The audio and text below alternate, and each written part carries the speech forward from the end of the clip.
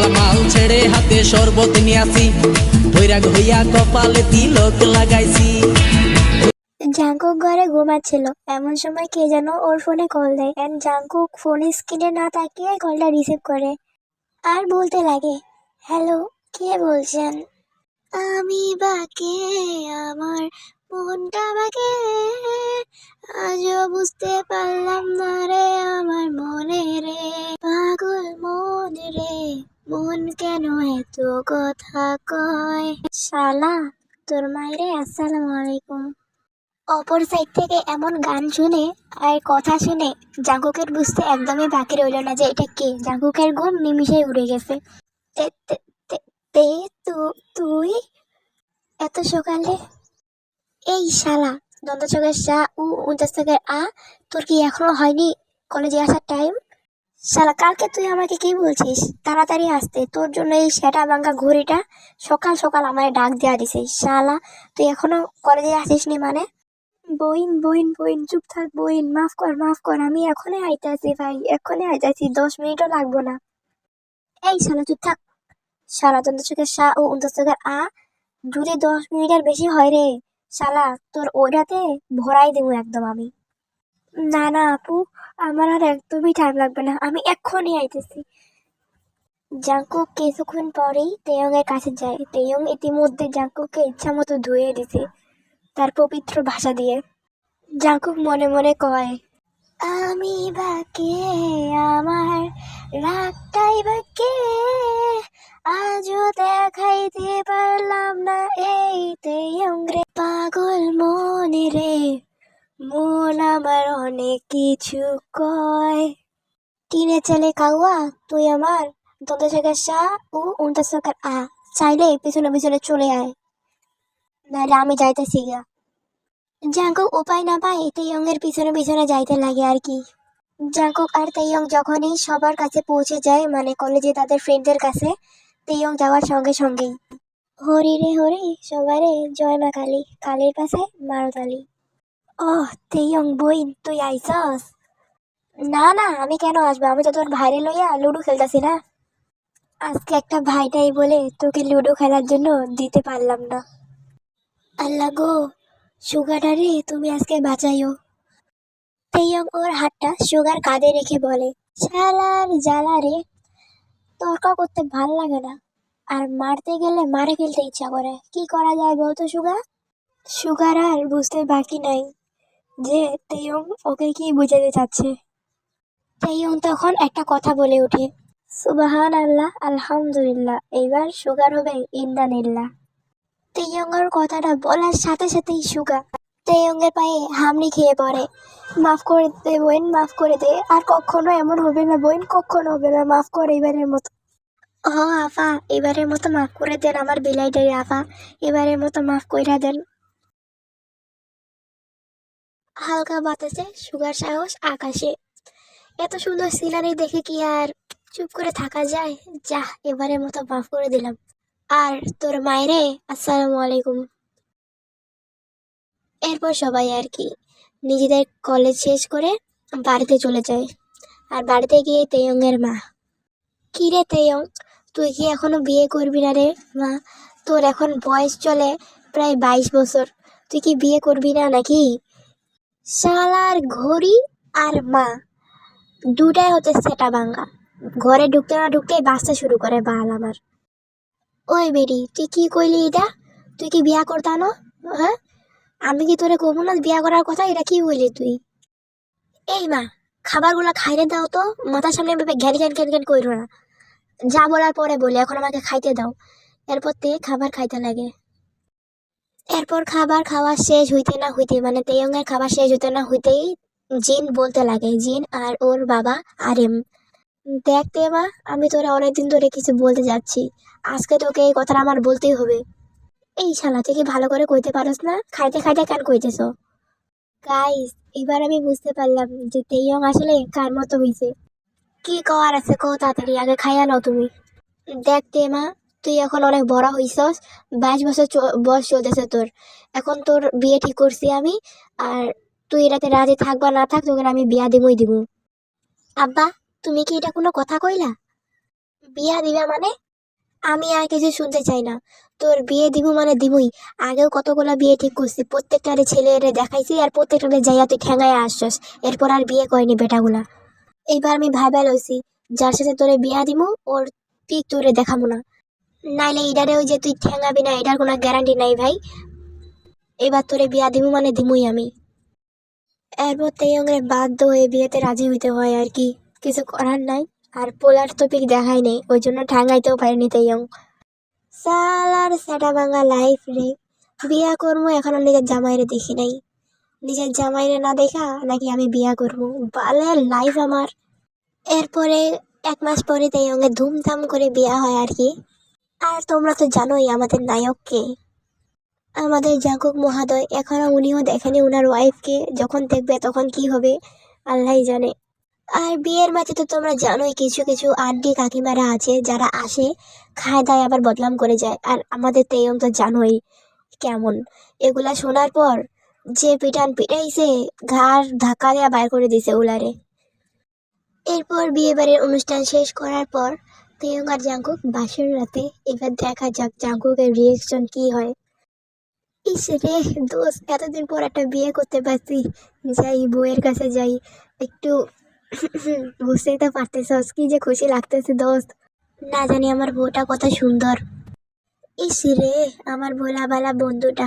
থাক দোস্ত, কষ্ট পাইস না, যা ভিতরে যা, অনেক সুন্দর একটা সারপ্রাইজ আছে তোমার জন্য, বুঝছো দোস্ত? যাও। আইতুল কুপসি পরে যাইও কিন্তু।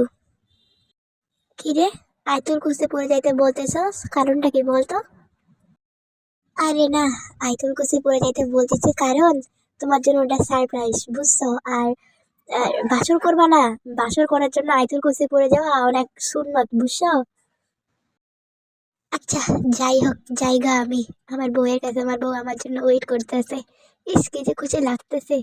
জাঙ্কুক আর এইদিকে দাঁত ধারলো না, হয়তো ওর বউয়ের খুশিতে গেট খুলে ভিতরে ঢুকছে।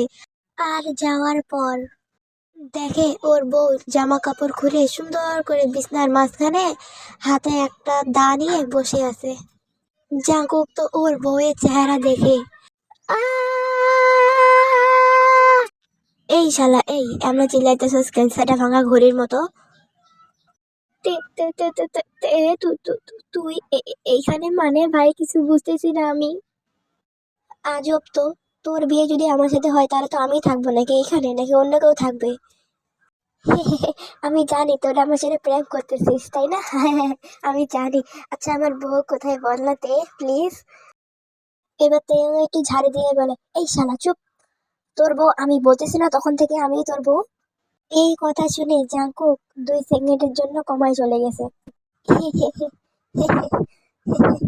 আফা, আগে যদি আমি জানতাম না আফা, সত্যি আপনারে বিয়ে করতাম না আফা।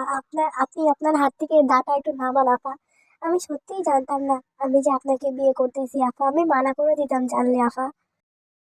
এই শালা দন্তসকের সা ও অন্তসকের আ, ওই আমি তোর আফা লাগি? আমি তোর বউ লাগি না? বেটা কান ধরে উঠাবো আর বসাবো শালা। সরি তে, সরি সরি। আচ্ছা আমি তাইলে ঘুমাইতে গেলাম, হ্যাঁ? ওই তুই কই ঘুমাইতে যাইতেছস? আসলে আমি না সোফায় ঘুমাইতে যাইতেছি, আপনি বিছনায় ঘুমান আমি সোফায় ঘুমাই। ওই শালা, আমি কি তোরে বিয়ে করছি ঘুমানোর লাইগা? আজকে আমাদের বাসর রাত না? এত কষ্ট করে বিয়া কইরা কি আমি বাসর রাত করবো না নাকি? শালা আরা বলে ঘুমাইতে যাইতেছি, আপনি বিছনায় ঘুমান আমি সোফায় ঘুমাবো, এটা কোন ধরনের কথা? শালা আগে বাসর হবে তারপর কি করবি করবি, আগে বাসর করবো মনে। কষ্ট করে আমি এতক্ষণ ধরে বিয়া করছি, শালা কত টায়ার্ডনেস, এখন আমি বাসর করবো না? এইটা শোনার পর জাঙ্কুক, তুমি বাকে, তোমার মনটা বাকে, আজও বুঝতে পারলাম না তোমার মন বুঝিতে, পাগল মন রে, মন তোমার কত কিছু কয়। তেয়ঙ্গের ঝাড়ি খাইয়া জাঙ্কুক এবার বাধ্য হইয়া যায় আর কি বাসর করতে, আর কি কোনো উপায় না পাই। তেয়ং তো এমন ঝাড়ি দিছে জাঙ্কুক রে। জাঙ্কুক তেয়ঙ্গে কিস করতে মানে করতেছিল, এমন টাইমে তেয়ং, এই শালা ছাড়, এমন ভাবে কেউ কিস করে? কিস করতে করতে ভেবে কাঁপতাছিস কে? হ্যাঁ আমি দেখা যাচ্ছি কেমনে কিস করে। এইবার তেয়ং জাঙ্কুক রে মানে দেখাচ্ছে যে কিস কেমনে করতে লাগে। বুঝছো এবার কিস কেমনে করবি, তখন থেকে বেড়া কিস করতেছস, এবার যা মেইন প্রসেসে যাবি। এতক্ষণ ধরে কেউ কিস করে? জাঙ্কুক মনে মনে বলে, ভাই এ কি কোনো মানুষ, এ কি কোনো মেয়ে, নাকি অন্য কিছু? একটা মেয়ে কেমনে এগুলা কইতে পারে ভাই? থাক, কিছু বলার নাই, সেটা ভাঙ্গা জীবন। জাঙ্কুক এবার মেন প্রসেসে গেছে। যাওয়ার পর আবার তাইয়ং, শালা হারাম জাদা, ওই বেটা এত আস্তে আস্তে কি করতেছিস? হ্যাঁ, এত আস্তে আস্তে কে করে ভাই? তুই কি ছেলে না অন্য কিছু ভাই? এত আস্তে আস্তে কেউ করে? জোরে জোরে করবি শালা হারাম জাদা। তুমি কি মেয়ে নাকি একটা ছেলে? আজও কেন আমি তোমায় চিনতে পারলাম না রে পাগল মন রে, মন আমার কি যে করিতে চায়। মানে এভাবে করে ওদের বাসের রাতটা কাটছে ভাই কোনো মতো করে, বেচারা জাংকুক। পরের দিন জাংকুক ওর মামাতো বোন লিসার সাথে অনেক অনেক অনেক ক্লোজে কথা বলতেছিল। তো এটা দেখার পর আমাদের জাংকুক কিন্তু আসলেই অনেক বেশি ক্লোজ হয়ে গেছিল লিসার সাথে। মানে লিসা একদম জাংকুককে এমন ভাবে হাক করছে, এটা দেখে তেও জাংকুকের কাছে যায়। কিরে তোরা দুজন এখানে এভাবে চাপকায় আসোস কেন? এটা কোন ধরনের বেয়াদবি লিসা? তুমি জাঙ্কুককে কেন ভেবে জড়া ধরছো? এটা কোন ধরনের বেয়াদবি? ভাবি তুমি ভুল বুঝতেছো আমাকে আর ভাইয়াকে। আমি জাস্ট এমনিতেই ভাইয়াকে জড়া ধরছিলাম। তাই না ভাইয়া বলো? দেখো না ভাবি কিভাবে আমার ভুল ধরতেছে। এটা কি ঠিক? আমরা ভাই বোন, আমরা জড়া ধরতেই পারি। জাঙ্কুক একবারে চুপ করে আছে, কারণ জাঙ্কুকও অপ্রস্তুত হয়ে গেছিল লিসা এভাবে জড়িয়ে ধরাতে। জানো তো লিসা, দোষ আর পাশা দুইটা কিন্তু এক জিনিস। নিজেরটা বাদ দিয়ে মানুষেরটা ঠিকই দেখে। হরি রে হরি, জয় মা কালী, লিসার পিছে মারো তালি। লিসা তেয়ঙ্গার এই ধরনের কথাগুলো নিতে না পারে, মানে রাগে গসগস করতে চলে যায় ওখান থেকে। ওহ, বাঁচা গেল এই স্যাডা ভাঙ্গা গরির মতো বাসে থাকা লিসার কাছ থেকে। Thank you, thank you Taeyong, thank you. এই জন্য তোমাকে অনেক ভালোবাসি। তোমার হ্যাঁ আমি বের করছি, আসো আমার পিছে পিছে। লুঙ্গি পরে এখন যাও, গাছের উপরে ওঠো। লুঙ্গি পরে গাছের উপরে উঠবো মানে? তেয়ং প্লিজ এবারের মতো মাফ করে দাও। লুঙ্গি পরে গাছের উপর তো উঠতে পারি না। আমি যদি লুঙ্গি পরে গাছের উপরে উঠি তাহলে তোমার লুঙ্গি খুলে পড়ে যাবে। আল্লাহ প্লিজ এবারের মতো মাফ করো। আমি যা বলেছি তাই চুপচাপ কর, নাহলে তো বুঝতে পারছো আমি কি করবো। আর জাঙ্কুক আর কি করবে, তেয়ঙ্গের ভয়ে গাছের উপরে উঠছে। গাছের উপর উঠতে না উঠতে বাতাসে জাঙ্কুকের লুঙ্গি ফুস হয়ে গেছে। হরি রে হরি, কি মারাত্মক সিনারি। হালকা বাতাসে জাঙ্কুকের লুঙ্গি আকাশে। ওরে কে কোথায় আসিস রে, সিনারি দেখবি তা দৌড় মার। তে বই এবারের মতো মাফ করে দে, আর কখনো এমন হবে না। আমার লুঙ্গি উড়ে গেছে, লোকজন আসলে আমারে মাইরা লবে, মানে কি যে করবো, আমার ইজ্জতের ফালুদা হয়ে যাবে। প্লিজ দোস্ত, প্লিজ এবারের মতো মাফ করে দে, নিচে নামি না। জাঙ্কুক অনেক অনেক অনেক রিকোয়েস্ট করার পরে তেয়ং জাঙ্কুককে নিচে নামতে বলে। তুমি কি গো বইন, তোমাকে অনেক অনেক ধন্যবাদ আমাকে নিচে নামতে বলার জন্য, আমার ইজ্জতটাকে এভাবে রক্ষা করার জন্য। তোমাকে আমি হাজারো সেলুট বইন, তুমি আসলেই এক অমূল্যবান সম্পদ আমাদের দেশে। তোমাকে অনেক ধন্যবাদ বইন, অনেক ধন্যবাদ। আল্লাহ তোমার ভালো করুক। তখন তেয়ং বলতে লাগে, আমি বাকে আমার মনটা বাকে, আজও পারিলাম না রে আমার মন রে চিনিতে, পাগল মন রে, মন আমার কত কথা কয়। গাইজ এটা আমার প্রথম বাংলা ভিডিও। আগে আমি হিন্দি ভিডিও জানতাম, মানে চালাইতাম আর কি অন্য চ্যানেলে, কিন্তু ওইটা চ্যানেল আমার ডিলিট হয়ে যাওয়ার কারণে আমি একটা নতুন এটা চ্যানেল খুলছি বাংলা। এখন আমি এখানে বাংলা ভিডিও আপলোড দিব, আশা করি তোমরা আগের মতোই আমাকে সাপোর্ট দিবে। অ্যান্ড কেমন হয়েছে গল্পটা অবশ্যই জানাবে আমাকে। বাংলা মাল ছেড়ে হাতে শরবত নিয়ে আসি, বৈরাগ হইয়া কপালে তিলক লাগাইছি।